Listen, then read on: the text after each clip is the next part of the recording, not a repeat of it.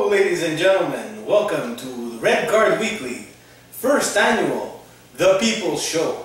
We at the Red Card Weekly understand family and the value of family, so we decided to do this week's Red Card Weekly at the wonderful Francis College Acomo's beautiful, luxurious condos on Boulevard Lacaudet et Henri Bourassa in Montréal.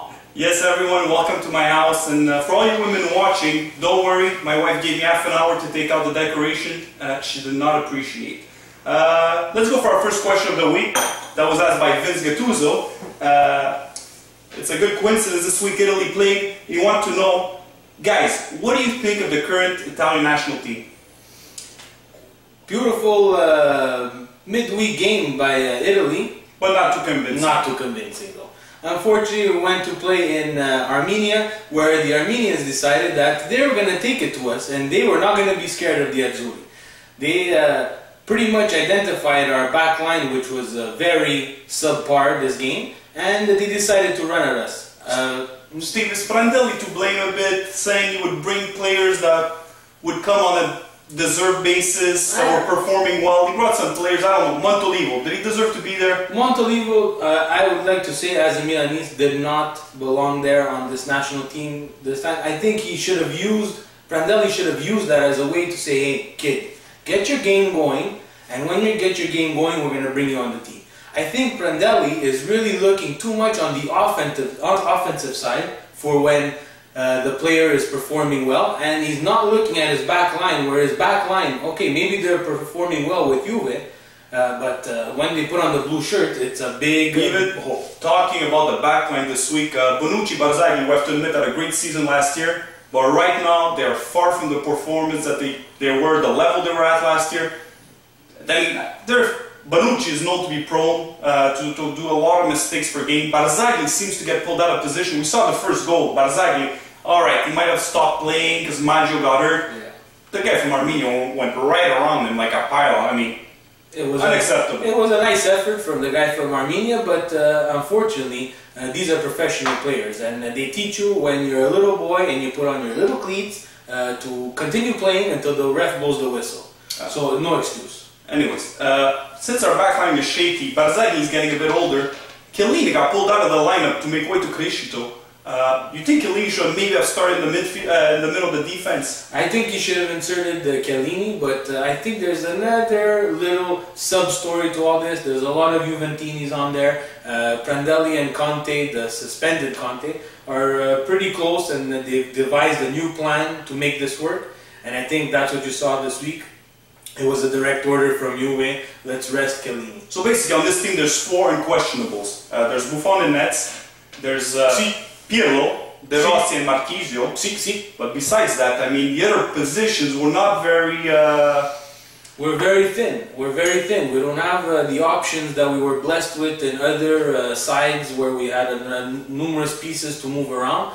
Now we have this foundation where it's getting older and it's time to rebuild, and I don't know what his plans are for Prandelli, but he has to start waking up and putting it into place. Talking about our options at the back, I mean, Ranocchia is pretty much a next option on the bench, which is not a great choice. He's been playing better this year, but still a very shaky player. Very shaky, but unfortunately that's what we have in Italy. We have these types of players where no one wants to play defense anymore, and we're going to talk about it later. You know a player I would really like to see? Juventus is experimenting with Marone on defense. He was a classy midfielder. Do you think this could work out? It could be an option. He's very classy on the ball, comes out with a clean pass. Maybe defensively and with his positioning might have a hard time, but hopefully on the long run. Hopefully in the long run, yes. If we have to take someone from the midfield and we have to mold him into a center back, let's go ahead and do it.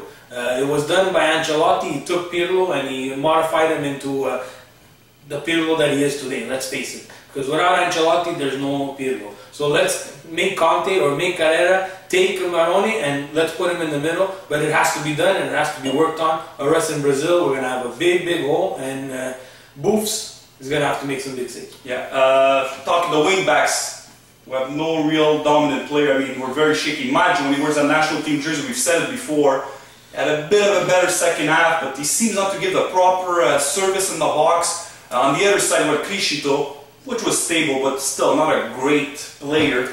I think it's the Naples that's doing a little bit of damage to Maggio, because with Naples it looks like he has no defensive responsibility, which is very surprising because they play with three at the back. And when he comes into the national team, he looks like as if he's lost. I would actually suggest that he wear his Naples jersey underneath the Azzurri jersey. Maybe that's going to give him a little bit of, hey, maybe I can play today. Another player that disappointed, that's playing well with Juventus, but up front with the national team seems to be lost, Giovinco. Oh, Giovinco, Pella, Madonna. What's going on? This play was such... Madonna mia. Had such promises, and when he wears a national team jersey also, he looks lost, making the wrong runs, doesn't look as dynamic. I don't see him playing on the top two. Yeah. Let me take a sip of this there, because this is going to hurt. You ready? Vino di casa. Bellissimo.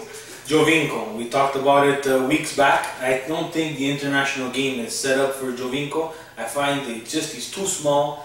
He looks like he's lost on the field. I think with a front three, maybe would help him more. Maybe with a front three, but you know, Italy with front threes, we never really had very much success. But to his defense, he was playing with Osvaldo, and Giovinco needs a player to connect with. Osvaldo's not that type of player. Osvaldo's a type of striker in the box, waiting for service. That's about it. So waiting for service, but he's the one who has to provide service, so give him service. Okay, he swung in some good balls, Giovinco, but still not the Giovinco that we want to see. Coming back on Montolivo as trequartista, understanding wants Montolivo to be in that position to cover a bit of ground. Oh, Madonna. What would be the other option? Who would you like to see playing at that position? Montolivo cannot play trequartista. He also came out and he said it. That's why I don't understand. Do these coaches have access to the internet? On the internet, on a website that I would not like to name because I'm not going to promote them because no one promotes us. But he said it. I am not a trequartista. I do not want to play trequartista. So even you, Montolivo, as a player, you're not having a good season. When the coach says, "Hey, you want to play trequartista," I know you're not supposed to say no, but the coach himself too has to see that he doesn't want to play trequartista because he's probably lost at trequartista. Anyways, we don't have many options. Diamanti is not really a serious option. Stop with Krusty the Clown. Anyways. Sideshow Bob. So Vince, to get back to your question, we'll probably qualify for the World Cup, yes? Yes, we'll suffer, but we'll qualify. But there's a lot of work to do on this team, and he's going to have to start rotating and use exhibition games to try out players. Exhibition games are key. Italy's famous for that. We're not very friendly on friendlies, because we don't play a lot of them. Well, I think he needs to get some in there, because he has to experiment at the back with a center back because the future is very thin. He has to experiment the after Pirlo effect, and we know that's Verratti and... That's it. Our next question. So Vince, basically, thanks for the question. We'll get back to our next question because you're talking about Pirlo. Yeah. Our friend Eric Colaccia wants to know, should we rely on Andrea Pirlo for World Cup 2014? Ooh, that's a little tricky one.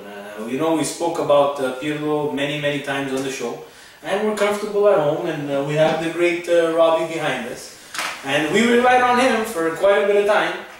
Injury did take its place, but we don't know with Pirlo. If he's healthy, unfortunately, we have to go with him, but the transition is going to be hard. The problem with Pirlo is this. He's playing with Juventus. Juventus will be competing on all levels for the next couple of years. That means Coppa Italia, Scudetto, and Champions League, obviously. Yeah. At his age, it's going to get more and more difficult. I think Samba time in Brazil is going to be a little bit tough for Mr. Pirlo. Especially that in the World Cup, they play every 3-4 days. We saw at the final of the Euro. He slowed down in the final, so... and people are catching on. They're gonna start... So what should Prandelli do? Verratti should start getting his chance more often? Yeah, I think he should start getting his chances. He is doing well with PSG. Yes, it's the French league. We can say it's a lesser league, but it's a prime time. There's PSG who spent a lot of money. He has some pressure on him too. He wasn't the most expensive transfer, but they got him for a reason. Ancelotti liked him for a reason, so... Obviously, Pirlo, we would not prefer they would start at the World Cup in 2014 because we don't think he'll be the best option. We'll be able to cope with so many games in a short span of time. Verratti will have to get his chance. He's not ready right now, but he's going to have to get some playing time with the national team. Yes, sir. Eric, thank you for the question. Next question from our friend Dario Mazzona. Mazzer, I have a big truck. The best Azzurri national team that we have seen in our generation. Oh, that's a good question. Now, for people like Steve and I, we've been watching soccer for a long time. I'm gonna have to go back early 90s with the team from Italia 90, and maybe not everybody will remember, but that's probably one of the best teams of all time that did not win a World Cup. I agree. With Holland in the 70s and Brazil in 82. Just look at the back line. I mean, Baresi, Bergomi, Ciro Ferrara, Paolo Maldini. In midfield, Ancelotti, Di Napoli, Betti, Giannini, that was at the prime with Roma, Baggio, that was getting on the map, Donadoni, Roberto Mancini was on the bench because Toto Schilacci was on fire, and Gianluca Vialli. I mean, that's a pretty solid team. Solid team, can't go with that. I was actually had the pleasure of being in Italy as a young child, and I remember seeing them lose against Argentina when Maradona pretty much fucked up his whole career because he scored the last penalty shot to kick out Italy. And I remember seeing these guys, and my first Italy Azzurri jersey, I swear to God, is a Roberto Baggio number 15 Italy 1990. Talk about Roberto Baggio, I have a picture here of Roberto Baggio in 1990. That was a very well-balanced team, solid at the back. When I say class defenders like they don't make today. And Baggio was coming off the bench. Exactly. They were solid in midfield, that ball winners, that guys with skills, and Toto Schilacci, obviously, that came out of nowhere. That wasn't a super player, but just clicked at the right time, was on fire. Yeah, exactly. He got his chance and tried to score. And Steve, I think it's not a coincidence, you also took a team from the 90s. Yeah, I couldn't. I know the question was a little bit, wanted to try to get people involved, but guys, with the internet, you can just check out any game you want, practically. 1994 World Cup. Another team that, they were stacked. They had Antonio Benarivo. He looked like a superstar. He played with Parma all those years. He was playing there. He could run down that line. He could run. We had Costa Curta, Maldini, and Baresi. At their prime. At their prime. We remember playing with the big Milan team at the time. Big Milan team at the time. We had Tassotti, Roberto Baggio, who just basically took over the 1994 World Cup and took us to the World Second Cup. part of the tournament. Dimitri Albertini. Wow, what a rocket this guy had. And a general in the midfield too. Donadoni up and down the flanks, that ugly, disgusting curly hair. It was long even back then. It looked like a perm. Guys, on the bench, Giuseppe Signor and Zola on the bench. Zola comes in, Mama no! Red card. Anyways, just to say, another fantastic team. It's not a coincidence we both took teams from the 90s. That was the golden era of Italian soccer. Exactly. Serie A was pretty much at the top, the league to play in, and look at the talent that we just rolled off in 2 World Cup teams 4 years apart. Anyway, Steve, wait. Babe, I told you, we're doing the show!